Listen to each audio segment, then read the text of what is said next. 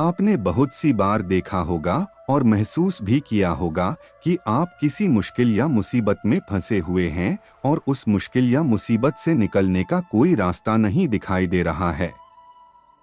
उस वक्त आप हिम्मत हारने वाले होते हैं या लगभग हार चुके होते हैं और उस स्थिति में आपको सभी देवी देवता, अल्लाह, भगवान, खुदा सब याद आ जाते हैं और जब आप बिल्कुल टूटकर बिखरने वाले होते हैं तभी कोई व्यक्ति या कोई ना कोई आशा की किरण आपकी जिंदगी में आती है और आपको उस मुश्किल, उस मुसीबत से निकाल देती है। चलो एक उदाहरण से समझाता हूँ। मान लो कि आप कहीं जा रहे हैं और किसी ऐसी जगह पर आपकी गाड़ी खराब हो जाए जहां जंगल हो, सुनसान रास्ता हो और डरावनी रात का अंधेरा हो और आपके मोबाइल में नेटवर्क नहीं आ रहा हो या मोबाइल की बैटरी डाउन हो या मोबाइल का बैलेंस ही खत्म हो जाए। मतलब आप किसी से कांटेक्ट नहीं कर पा रहे हो और उधर से कोई भी गुजर ना रहा हो या एक दो गुजरे भी तो उन्होंने आपकी मदद नहीं की। अब सोचो, उस स्थिति में आपकी क्या हालत होगी। एक तो रात, ऊपर से बदमाशों, डकैतों का डर और जंगली जानवरों का डर अलग से। अब जरा सी आहट ही आपकी जान निकालने के लिए काफी है। आपको साक्षात यमराज सामने दिखाई देने लगेंगे। अल्लाह, खुदा, भगवान, ईश्वर सभी एक साथ याद आने लगेंगे और जुबा पर सिर्फ एक ही बात होगी कि हे मेरे मालिक, हे मेरे भगवान, बस मुझे एक बार इस मुश्किल से निकालकर सही सलामत घर पहुंचा दे। कुछ लोग तो मन्नत तक मांग लेते हैं।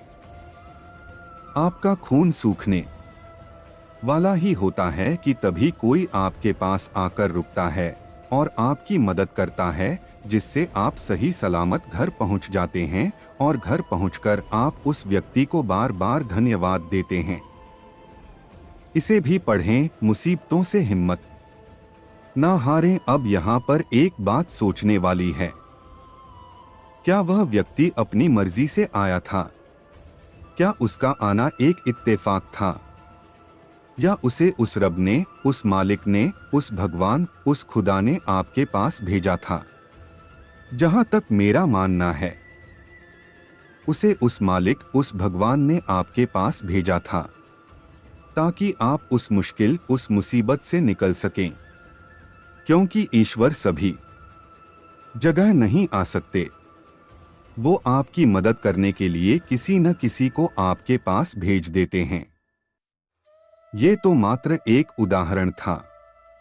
इसी तरह की बहुत सी बातें हमारी जिंदगी में होती हैं। आज मैं ऐसी ही एक कहानी आपके सामने पेश कर रहा हूं जो आपको बताएगी कि भगवान सबकी सुनता है और सबकी मदद भी करता है। बस आपको धैर्य और खुद में तथा भगवान में विश्वास रखना है। एक बहुत बड़े तथा मशहूर डॉक्टर थे जिनका नाम मार्क था। वह एक कैंसर स्पेशलिस्ट थे। एक बार वे किसी सम्मेलन में भाग लेने लिए किसी दूर के शहर जा रहे थे।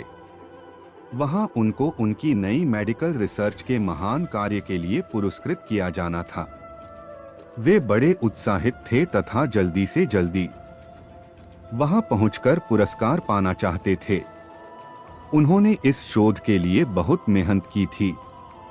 उनके जहाज के उड़ने के कुछ समय बाद उनके प्लेन में तकनीकी खराबी आ गई, जिसके कारण प्लेन, हवाई जहाज को आपातकालीन लैंडिंग करनी पड़ी।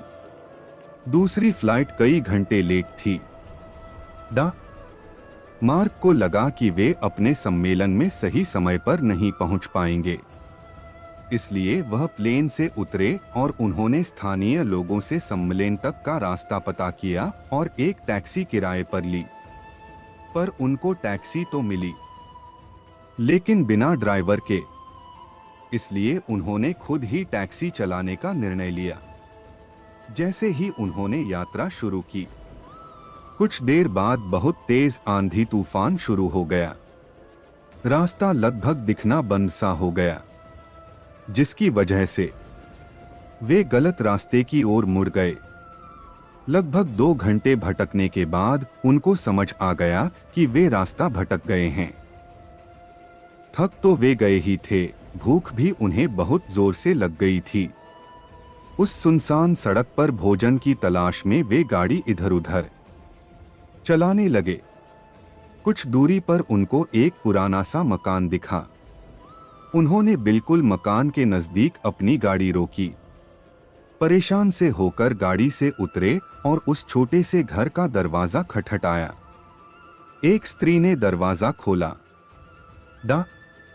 मार्क ने उन्हें अपनी स्थिति बताई और एक फोन करने की इजाजत मांगी। उस स्त्री ने बताया कि उसके यहाँ फोन नहीं है। फिर भी उसने उनसे कहा कि आप अंदर आइए और चाय पीजिए और थोड़ा आराम कीजिए। मौसम थोड़ा ठीक हो जाने पर आगे चले जाना। भूखे और थके हुए डॉक्टर ने तुरंत हामी भर दी। उस औरत ने उन्हें बिठाया और बड़े सम्मान के साथ चाय दी व कुछ खाने को दिया। साथ ही उसने कहा, आइए, खाने से पहले भगवान से प्रार्थना करें और उनका धन्यवाद कर दें। मार्क उस स्त्री की बात सुनकर मुस्कुरा दिए और बोले, मैं इन बातों पर विश्वास नहीं करता, मैं मेहनत पर विश्वास करता हूँ। आप अपनी प्रार्थना कर लें। चाय पीते हुए डॉक्टर मार्क उस स्त्री को देखने लगे जो अपने छोटे से बच्चे के साथ प्रार्थना कर रही थी। उसने कई प्रकार की प्रार्थनाएं की। डॉक्टर मार्क को लगा कि हो न हो इस स्त्री को कुछ समस्या है। जैसे ही वह औरत अपने पूजा के स्थान से उठी तो डॉक्टर ने पूछा, आपको भगवान से क्या चाहिए? क्या आपको लगता है कि भगवान आपकी प्रार्थनाएं सुनेंगे? उस औरत ने धीमे से उदासी भरी मुस्कुराहट के साथ कहा, ये मेरा लड़का है और इसको कैंसर है जिसका इलाज मार्क नाम के एक डॉक्टर कर सकते हैं। लेकिन मेरे पास इतने पैसे नहीं हैं कि मैं अपने बेटे का इलाज करा सकूं। डॉक्टर ने कहा, आपको अब घबराने की कोई जरूरत नहीं है क्योंकि आपकी प्रार्थना भगवान ने सुन ली है। आप जिस डॉक्टर मार्क की बात कर रहे हैं वो मैं ही हूं। आपके बेटे का इलाज मैं करूंगा।